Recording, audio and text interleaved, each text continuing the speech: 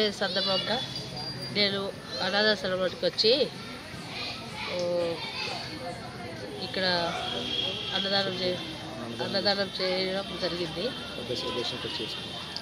Birthday celebration ఇక్కడే చేసుకున్నాము. ఎందుకంటే నేను నాచారంలో ఉంటాను. ఇక బన్సలాల్పేటలో ఉంది ఒక ఆశ్రమం బట్టి ఇక్కడికి వచ్చాను. అట్లనే ప్రతిసారి నేను ఒక ఆశ్రమానికి వెళ్ళి ఎక్కడో ఒక చోట అన్నదానం చేసుకుంటూనే ఉంటాను. ఈరోజు ఇక్కడ జరిపినందుకు నాకు చాలా సంతోషంగా ఉంది. అలాగే నా కూతురైన భావిక గౌడ్ బర్త్డే కూడా ఈరోజే. మా ఇద్దరు బర్త్డే ఈరోజు కాబట్టి మేము చాలా ఆనందంగా ఫీల్ అయ్యి ఈ అనాథలకు అన్నదానం జరిపించడం జరిగింది. భావన గౌడ్ బర్త్డే సందర్భంగా మేము హోంపాడ్ డిజేబుల్ బన్సలాల్పేటలో వాళ్ళకి బిర్యానీ డిస్ట్రిబ్యూట్ చేయడం జరిగింది. అందరికీ కూడా ఫుడ్ కానీ కేక్ కానీ ఫ్రూట్స్ అవన్నీ డిస్ట్రిబ్యూట్ చేయడం జరిగింది.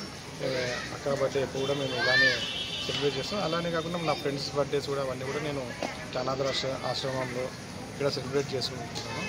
ఇవాళ అక్క స్పెషల్ బర్త్డే కాబట్టి మేము సెలబ్రేట్ చేసాం.